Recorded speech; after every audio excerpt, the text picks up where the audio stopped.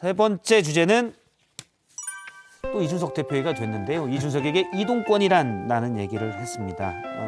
전국 장애인 차별 철폐 연대가 특히 올해 좀 많이 있었습니다. 지하철에서 시위를 많이 벌였었는데 최근에 먼저 그 시위 벌이는 모습부터 잠깐 보면 오늘 아침 모습입니다. 저렇게 지하철 안에서 장애인 권리 법안들, 탈시설 지원 법안, 그다음에 뭐 콜택시를 보다 더 쉽게 이용할 수 있게 해달라 이런 법안도 있고요. 여러 가지 이동권 보장을 호소했습니다. 근데 이제 보통은 지금 저렇게 지하철 그 열차 안에서 시위를 할 때도 있지만 문이 닫힐 때 휠체어를 문 닫힐 때 끼워 넣고 문이 안 닫혀서 그래서 출발을 못하게 하는 방식의 시도도 많이 있었거든요.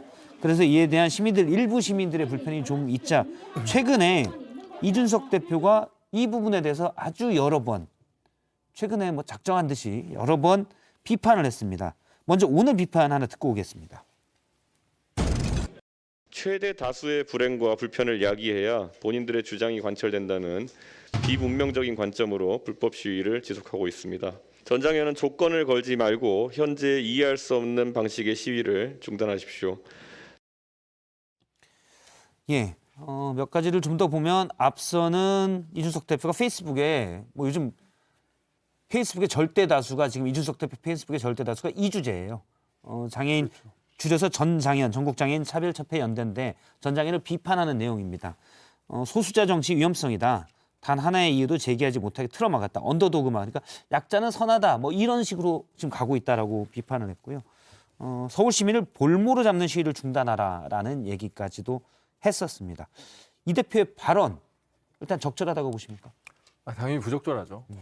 뭐 대선 전이라고 해도 부적절하다고 생각했을 텐데 이제는 어떻게 보면 차기 대통령을 배출한 정당의 당대표가 하기에는 정말로 적절하지 않은 이제 그런 내용이죠. 그러니까 앞으로는 좀 더 우리 약자든 아니면 국민 전체를 좀 더 포용하고 넉넉하게 갈 수 있는 그런 종류의 이제 정치적인 전략이든 담론들을 제기해 나가야 되는데 지금 어떻게 보면 이 부분은 정말 전 국민의 원래 관심사도 아니잖아요. 이준석 대표가 이렇게 얘기하면서 이게 관심사가 되기는 하지만 그래서 정말로 이 부분에서는 이 이준석 대표가 너무나 협소한 의제를 가지고 그것도 굉장히 폭력적인 방식으로 잘못 접근하고 있다.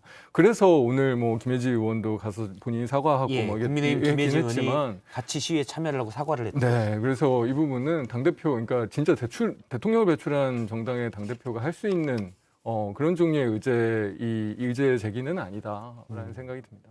근데 이게 이제 이준석 대표도 그렇고 저도 그렇고 거기 이제 노원에 사시고 제가 도봉에 사시다 보니까 4호선을 항상 이용을 하거든요.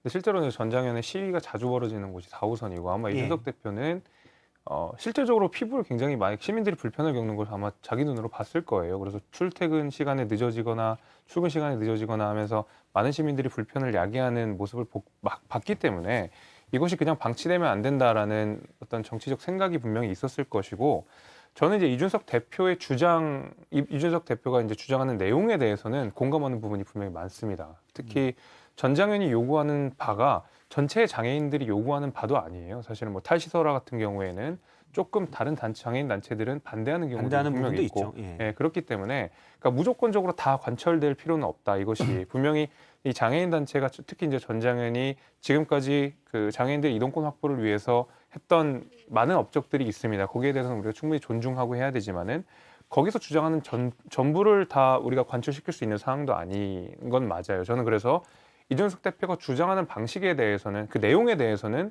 사실 저는 공감을 하지만은 이제 방식을 아까 이제 말씀을 하셨는데 결국 이제 정치인이라고 하면은 갈등을 결국에는 해결을 하든 아니면 봉합을 하든 어떤 식으로든 그 끝을 마련을 해서 그 방식들을 찾아가야 될 것 같은데 아직까지는 그 부분에 대해서는 이준석 대표가 뚜렷하게 말씀을 안 하신 것 같아요. 그래서 근데 정치라는 게 사실 갈등을 조정하고 해법을 찾아가야 되는데 그런 지적이 있어요. 네. 그래서 그러기보다는 오히려 갈등을 만들고 있는 거 아니냐. 이제 대부분의 이제 많은 분들이 이제 4호선을 이용하시거나 이제 2호선을 이용하시는 분들 같은 경우는 이 문제를 굉장히 실감적으로 알고 계시지만은 지하철 노선을 이용하지 않으시는 분들은 사실 이 문제가 왜 중요한지는 잘 몰랐을 수도 있어요. 그래서 저는 그런 의미에서 이 갈등을 정치적 아젠다화한 거까지는 이제 이준석 대표가 잘한 역할이라고 생각을 하지만은 결국 갈등 자체로 두게 되면 정치인이 해야 될 일은 아니라고 보거든요.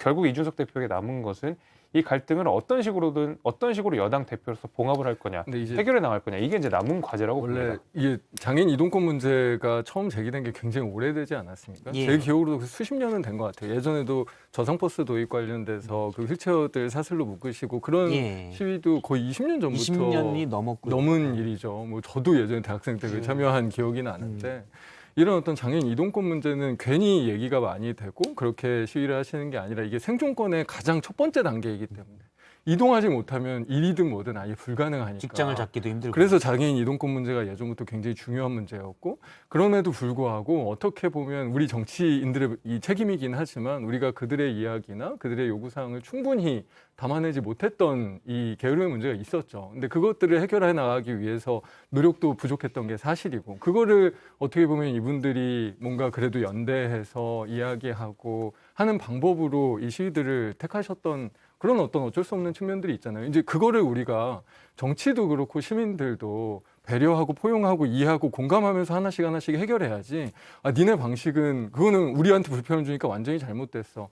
이런 식의 이 태도를 가지고 대하고 하는 거는 정말로 정치인들이 특히나 책임 있는 정치인들이 할 만한 방법은 아니다. 근데 이제 정치인이라고 하면은 그 이제 장애인들의 이동권을 보장하는 역할도 해야 되지만 또 시민들의 불편함을 해소하는 역할도 분명히 같이 균형 있게 다뤄야 된다고 생각이 되는데 이 전장현이 지금 이제 시위하는 방식에 대해서 이준석 대표가 비판하는 포인트는 사실은 지금 그 전장현이 요구하는 바는 버스 이동권에 훨씬 더 방점이 있거든요. 왜냐면은 지하철, 이제 도시철도 같은 경우에는 장애인 이동권이 어느 정도 많이 확보가 됐고 곧 이제 100%까지 가게 되는 수순으로 가야 있는데 아직까지는 버스 부분에 좀 부족하다. 근데 그리고 또 이제 탈시설이라든지 아니면 이런 전장현이 요구하는 바가 사실은 도시철도랑은 아무 상관없는 내용들이라는 거죠. 이제 그런 의미에서 이준석 대표가 전장현이 시위하는 방식 자체가 조금 오히려 좋지 않다라고 비판을 하신 것 같고 결국엔 이제 이준석 대표의 역할은 이 갈등을 결국 정치적 아젠다로 만든 것까지는 맞아요. 그러면 결국 이제 이준석 대표가 이거를 봉합하는 과정이 이준석 대표한테도 과제로 남아 있다고 보는 그러니까 예. 겁니다. 책임 있는 정당이면 당연히 그렇게 해야 되는데 우리 대안을 가지고 가서 설득해야 되거든요. 우리 이렇게 할 테니 이런 시위는 이제 좀 그만해 주십사. 저는 이렇게 지난 얘기하는 게 대선 맞는 과정에서 거죠. 약간 네. 의아했던 게 전장현, 그러니까 전국 장애인 차별철폐 연대가 지하철 시위를 오랫동안 해왔잖아요. 지난 대선 때 뭐 병사 월급 200만 원도 있고. 근데 오늘 이준석 대표의 얘기에 따르면 약 6천억 원 정도의 예산 장애인들을 위한 그걸 요구사항이라고 이준석 대표가 얘기했었거든요. 근데 병사 월급도 많이 올려주고 몇 조씩 왔다 갔다 하는데 이건 왜 대선 공약이 없었지? 라는 의문이 들더라고요. 그래서 이 얘기를 과연 물론 시민들의 불편도 있긴 하지만 정치권에서 제대로 들으려고 했는지는 약간 의문이 듭니다.